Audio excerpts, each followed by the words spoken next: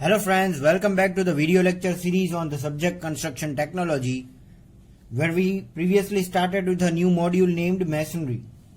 And this is the second part of the same topic or the same module, that is masonry. मतलब आज हम masonry का जो second part है उससे हम कंटिन्यू करेंगे, जहां पे पिछली बार हमने इन द फर्स्ट पार्ट ये चीजें देखी थी, मतलब masonry क्या है, उसके रिलेटेड कुछ टेक्निकल टर्मिनोलॉजीज जैसे कि stretcher, header, bond, course, header course, stretcher course, bed, face, back, hearting, joint,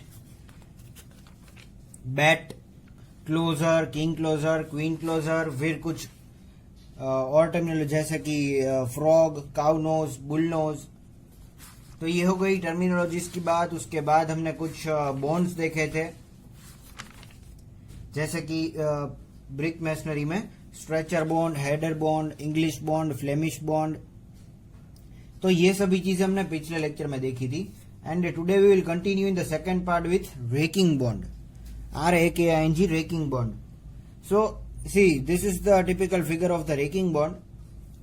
In this type of bond, alternate courses are placed in different direction to get the maximum strength in the wall.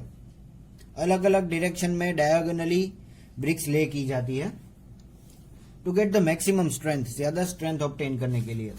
तो इसमें भी दो types है, एक तो herring bond है और दूसरा है डायगोनल बॉन्ड। ये दो टाइप्स है, जहां पे सबसे पहले हम हेरिंग बॉन्ड देखेंगे। This is the type of bond, the bricks are placed at 45 degree. देखिए ये सेंटर लाइन से 45 डिग्री पे सभी ब्रिक्स ले की जाती है from the centre line in both the direction. देखिए ऊपर और नीचे दोनों डायरेक्शन में। This type of bond is used in case of walls having thickness more than 4 bricks or for paving. देखिए इसकी अगर किसी भी वॉल की थिकनेस हमें 4 ब्रिक्स जितनी थिकनेस से ज्यादा रखनी है, या फिर पेविंग में यानी कि फ्लोरिंग में अगर इस्तेमाल करना है हमें ये बॉन्ड, तो हम इस्तेमाल कर सकते हैं herring bond. And this is the type of raking bond. Then after the herring bond we'll see raking bond में diagonal bond. In this type of bond bricks are laid diagonally. देखिए ये diagonally bricks हमने lay की है। The angle of inclination is so selected that there is maximum breaking of the bricks, sorry minimum breaking of the bricks. हम ये angle कुछ इस तरह से सिलेक्ट करते हैं डायगोनल का। देखिए इसमें 45 डिग्री फिक्स नहीं रहता, इसका जो एंगल है वो कुछ इस तरह से सिलेक्ट किया जाता है कि ये जो ब्रिक्स है वो कम से कम टूटे, मतलब इसमें कम से कम डैमेज हो। This bond is useful for walls having thickness of 2 to 4 bricks. मतलब वो जो हेरिंग बॉन्ड था उसमें 4 से ज्यादा ब्रिक्स की हमने बात की थी, उतनी थिकनेस चाहिए। पर अगर 2 to 3 ब्रिक्स जितनी, 2 to 4 ब्रिक्स जितनी अगर थिकनेस हमें चाहिए तो हमें डायगोनल बॉन्ड इस्तेमाल करना चाहिए। It is use for the construction of footing of high walls. मतलब ये कई बार कंस्ट्रक्शन ऑफ फुटिंग्स में भी इस्तेमाल किया जाता है। So this was the raking bond, where after the raking bond will see zigzag bond. This bond is similar to the herring bond. देखिए ये हेरिंग बॉन्ड जो हमने देखा उसके साथ सिमिलर है, except that bricks are laid in zigzag fashion. यहाँ पे सिर्फ एक ही चीज जो चेंज हो रही है वो है इसमें जिगजैग फैशन में हमने ब्रिक्स ले की है। पर हेरिंग बॉन्ड में हमने क्या देखा था, कुछ इस तरह से 45 डिग्री पे दोनों तरफ ब्रिक्स ले की जाती थी। बाकी सभी चीजें सेम है। यहाँ पे जिगजैग फैशन में सभी ब्रिक्स ले की है। देखिए इसमें स्किल फॉर दैट मैसन भी ज्यादा चाहिए इस कुछ इस तरह से ब्रिक्स ले करने के लिए। It is use for construction of footing and ornamental works also. देखिए this bond is use to make ornamental panels in the brick floor. Brick के फ्लोर में कभी कई बार ऑर्नामेंटल पैनल्स की डिजाइन पैटर्न में करनी है तो जिगजैग बॉन्ड से हम कर सकते हैं। सो this was all about the zigzag bond. तो दोस्तों यहां पर हमारा ब्रिक मैसनरी के बॉन्ड्स का जो टॉपिक है वो खत्म होता है। उसके बाद we will continue with classification of stone masonry. देखिए जैसे हमने ब्रिक मैसनरी में अलग अलग टाइप्स देखे, वैसे ही स्टोन मैसनरी में भी क्लासिफिकेशन है। उसमें भी methods of arrangement of units अलग अलग रहते हैं, जैसे कि रबल मैसनरी एंड एस्लर मैसनरी। तो this is the 2 main classification, जहां पे रबल मैसनरी है वो 6 पॉइंट में डिवाइडेड है, एंड अगेन एस्लर मेसनरी भी 6 टाइप में डिवाइडेड है. But we will study 1 to 6 type of rubble masonry in detail in this module. हम सिर्फ 1 to 6 type of rubble masonry ही डिटेल में देखेंगे, पर एस्लर मेसनरी है जो वो उसके क्लासिफिकेशन हमें याद रखना है. So basically stone masonry is divided into 2 types, rubble and ashlar masonry. जहां पे रबल मेसनरी है वो फिर से 6 टाइप में डिवाइडेड है, जहां पे course rubble masonry, uncourse rubble masonry, random rubble masonry, dry rubble masonry, polygonal rubble masonry और फ्लिंट रबल मेसनरी इसका सब क्लासिफिकेशन है. और अगर हम एस्लर मेसनरी की बात करें तो इसमें ashlar fine, ashlar rough tooled, ashlar quarry faced, ashlar chamfered, ashlar block in course and ashlar facing. तो this is the basic classification. अगर आपको ये क्वेश्चन पूछा जाता है क्लासिफाई स्टोन मेसनरी, तो आपको ये सभी चीजें लिखनी है. और आपको ये पूछा जाता है what are the types of rubble masonry, तो ये क्वेश्चन है, दिस इज द आंसर. और क्लासिफिकेशन और टाइप्स ऑफ एस्लर मेसनरी में आपको ये चीजें लिखनी है, this is classification. So we'll move faster towards rubble masonry. But before starting with the type of rubble masonry, हम देखेंगे कि rubble masonry actually है क्या. Rubble, what this rubble stands for. In this type of construction, stones of irregular sizes are used. देखिए अलग अलग size का stones हम यूज करते हैं मेसनरी में, स्टोन मेसनरी में. The stones are obtained from quarry. देखिए इसको गड्ढा खोद के एक्सकवेशन करके स्टोन्स निकाला जाते हैं. Are taken in use in the same form and they are broken and shaped in suitable sizes by means of hammer. देखिए ये हम एक्सकवेशन करके जैसे वो स्टोन्स निकालते हैं तो वो हमें इरेगुलर साइजेस में मिलते हैं. तो इसके लिए हमें क्या है कि उसको हैमर से चैम्फर करना पड़ता है, उसको साइज में लाना पड़ता है. The strength of rubble masonry depends on, देखिए रबल मेसनरी जो है उसकी जो स्ट्रेंथ है वो किसके ऊपर डिपेंड है. तो first is the quality of motor. देखिए हम जिस मोटर से ये सभी स्टोन है वो चिपकाते हैं, लगाते हैं, उसके ऊपर डिपेंड है, मोटर की स्ट्रेंथ के ऊपर, क्वालिटी के ऊपर. Then second is the use of long through stones. ये स्टोन्स के क्वालिटी के ऊपर डिपेंड है. And the third one is the proper filling of mortar between the spaces of the stones. हम किस तरह से ये मोटर लगाते हैं उसके ऊपर भी डिपेंड है. So this was the basic introduction on the rubble masonry. देखिए हमने सिर्फ रबल मेसनरी देखा. अब हम कंटिन्यू करेंगे course rubble masonry. So course rubble masonry में सबसे पहली चीज जो मैं आप लोगों को बताऊंगा वो है, this type of masonry is commonly used in the construction of low height walls. देखिए ये लो हाइट वाली वॉल्स में ही इस्तेमाल किया जाता है, जैसे कि पब्लिक बिल्डिंग्स में, रेसिडेंशियल बिल्डिंग्स में, abutments and pier of ordinary bridges. These stones employed are 5 cm to 20 cm size. In this 5 to 20 cm size के stones रहते हैं. Stones of equal height are used in every course. देखिए सभी course में यानी कि सभी जो रोज है उसमें इक्वल हाइट वाले स्टोन्स ही इस्तेमाल किए जाते हैं. The joints are about 1.5 cm thick. यहाँ पे जो joints है जैसे कि हमने टर्मिनोलॉजी में बात की थी वो 1.5 cm थिक रहता है यहाँ पे in course rubble masonry. Now we'll continue with the figure, जहां पे फर्स्ट, सेकंड और third class of course rubble masonry हम देखेंगे. Where in this type stones of same height are used and the courses are also of the same height. The face stones are dressed by means of hammer and bushing do not project by more than 40 mm. देखिए ये सभी criteria है for course rubble masonry. और फिलहाल हम जो बात कर रहे हैं वो है फर्स्ट क्लास यानी कि सॉर्ट 1 मेसनरी के बारे में. तो इसमें जो है वो सेम साइज, सेम हाइट के जनरली स्टोन्स रहते हैं. And thickness of the motor joints, motor की जो थिकनेस है वो 10 mm से एक्सीड नहीं होती, ज्यादा से ज्यादा 10 mm तक रहती है. And regarding second class masonry, in this type of masonry stones to be used are of different height. देखिए इसमें अलग अलग हाइट के स्टोन्स भी हम यूज कर सकते हैं. इसकी हाइट अलग है, इसकी हाइट अलग है. So this is the second class masonry. The courses need not to be equal heights. सभी कोर्स भी इक्वल हाइट्स के हो ऐसे जरूरी नहीं है. Only 2 stones are to be use to make up the height of 1 course. देखिए ये हमने एक कोर्स की हाइट करने के लिए 2 अलग अलग स्टोन इस्तेमाल किए हैं, पर 2 से ज्यादा स्टोन हम नहीं इस्तेमाल कर सकते for second class the thickness of the mortar joint, यहाँ पे 10 mm इस्तेमाल करते थे, तो यहाँ पे थिकनेस कितनी है मोटर जॉइंट की? 12 mm. Then after, if we talk about the third class coarse masonry, the stones to be used are of different height. देखिए अलग अलग हाइट के स्टोन्स इस्तेमाल कर सकते हैं. The course need not to be of equal height, equal height के course नहीं हो सकते. Only 3 stones are used. देखिए एक कोर्स की हाइट बनाने के लिए सिर्फ 3 स्टोन ही इस्तेमाल कर सकते हैं, इससे ज्यादा नहीं कर सकते. द थिकनेस यहाँ पर जो मोटर जॉइंट की अलाउड है वो है 16 mm. 10, 12 और यहाँ पे मोटर जॉइंट की थिकनेस 16 mm हो गई है. So our best course rubble masonry है वो है first class. It will give us the maximum strength and even appearance. So this was about the coarse rubber masonry. coarse मतलब एक रो में. ये हो गया अनकोर्स. तो आप basically the difference between course rubble masonry और अनकोर्स रबल मैसनरी जान ही चुके होंगे. उसमें एक रो में बनाया जाता था, पर यहाँ पे रैंडमली पत्थर स्टोन्स प्लेस किए जाते हैं विदाउट एनी कोर्स, इसीलिए अनकोर्स इसे बोला जाता है. So you can write in detail the uncoarse rubble masonry UCR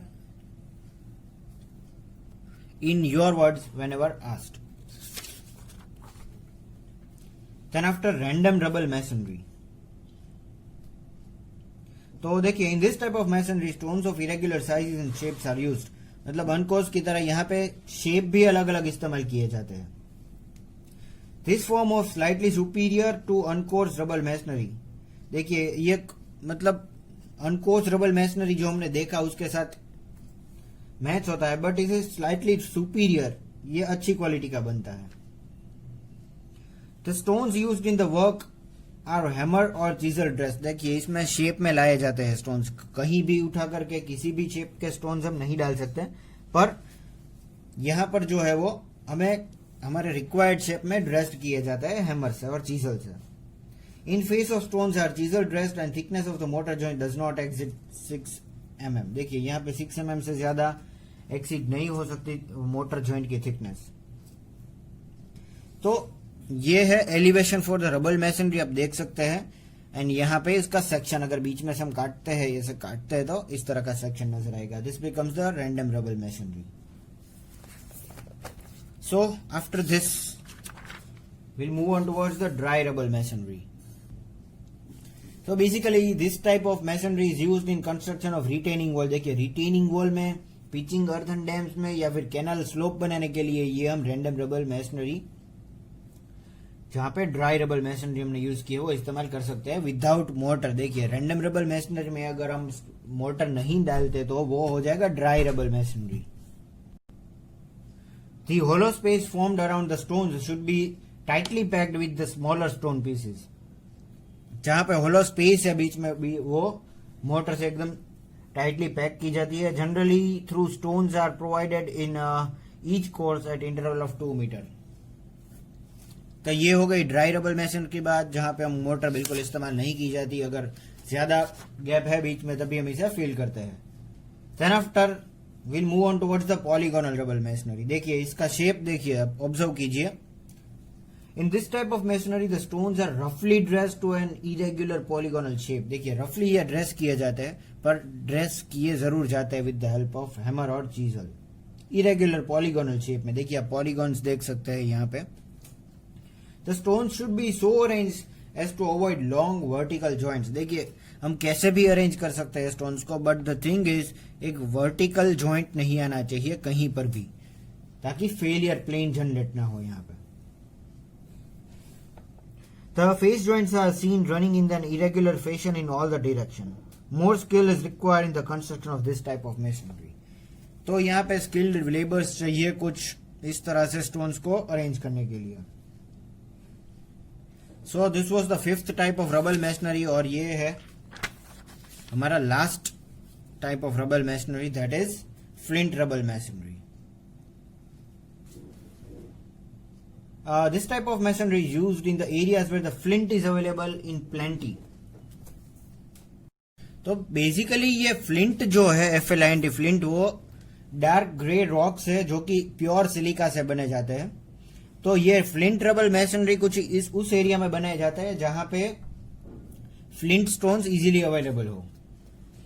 flint stones vary in the size from 8 centimetre to 15 centimetre and the length from 15 to 30 centimetre. तो देखिए इसकी जो लेंथ है, थिकनेस है, वो कम है लेंथ से.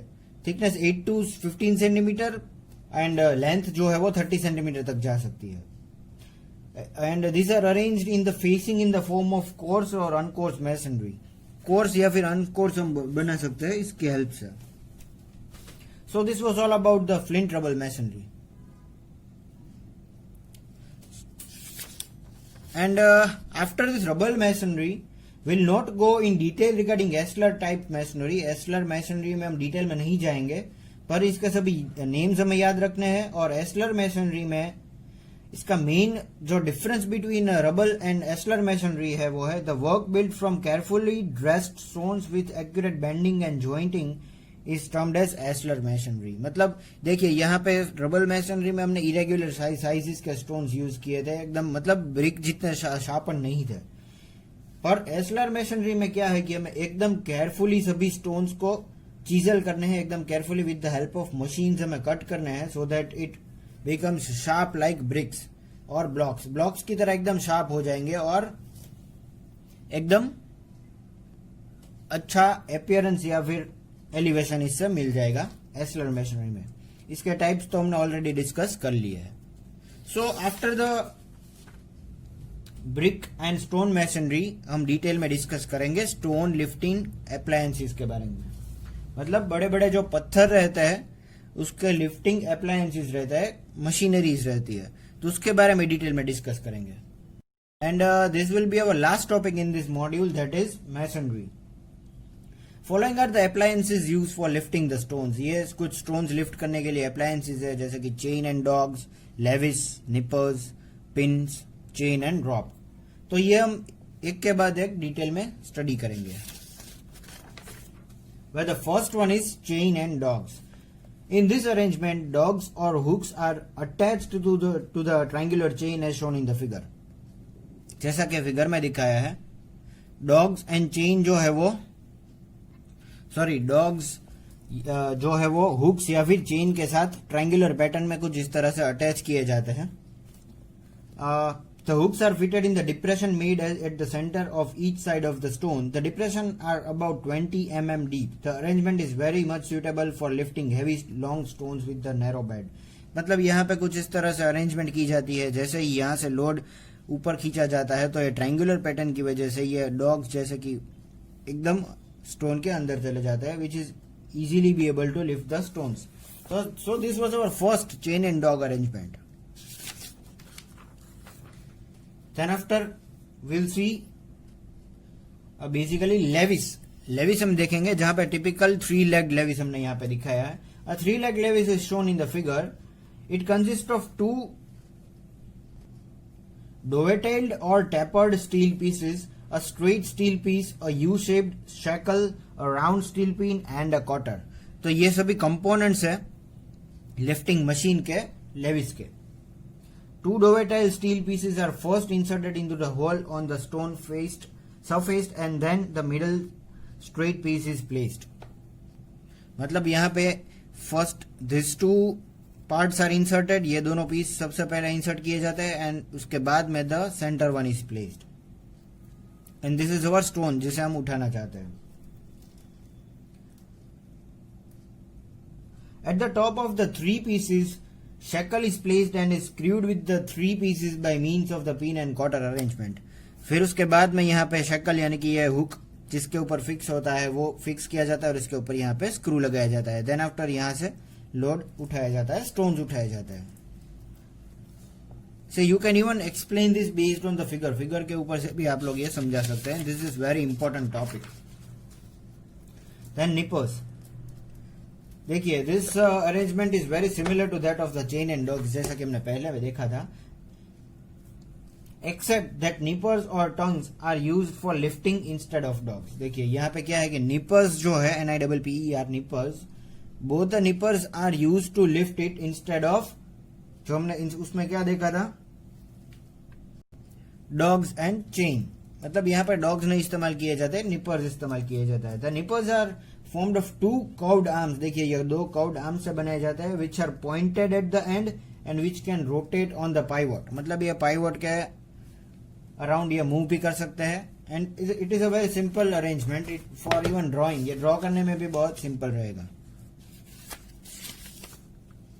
Then after we have pins. In this arrangement a pair of iron और steel pins is use to lift the stones. देखिए पेयर ऑफ आयरन और स्टील पीस. यहाँ पे हमने स्टील के दो पिन्स दिखाए हैं. The pins are inserted loose in an inclined manner and sloping towards each other. देखिए इंक्लाइंड मैनर में स्टोन के अंदर ये प्लेस किए जाते हैं. When the stones is been lifted, the pin tightened around the stone surface. जैसे ही हम ये लोड उठाते हैं, ये जो हिंज है उसकी वजह से ये अंदर की तरफ पुल हो गया. जैसे ही अंदर पुल होते हैं तो ये एकदम टाइट हो जाएगा, यहाँ पे ग्रिप आ जाएगी. So we'll be easily able to lift this stone. So this was all about the pins, and our last is chain and rope. तो हमारी लास्ट जो अरेंजमेंट है, fifth type, that is chain and rope. In order to protect the edges and the corners, the stones are covered by gunny bags and then a chain or a rope is passed around the stone. तो देखिए सबसे पहले तो suppose हमारे पास एक well dressed, well chiselled, well cut, well excavated stone है. This is our stone. तो ये स्टोन को अगर एजिस जो है वो डैमेज ना हो, इसके लिए हमें गनी बैग में हम इसे डाल देते हैं. सबसे पहले तो गनी बैग में डालने के बाद इसको चेन से एकदम टाइटली उठाया जाता है और पैक किया जाता है. और ये चेन जो है वो कुछ इस तरह से पुली के ऊपर से टर्न होकर के यहां से मैन्युअली हम इसे पुल कर सकते हैं with the help of any labour. So this is the very simple arrangement of chain and rope. So this was all about the second part of the module masonry. यहाँ पे हम सेकेंड मॉड्यूल खत्म करते हैं. And wait for my next videos.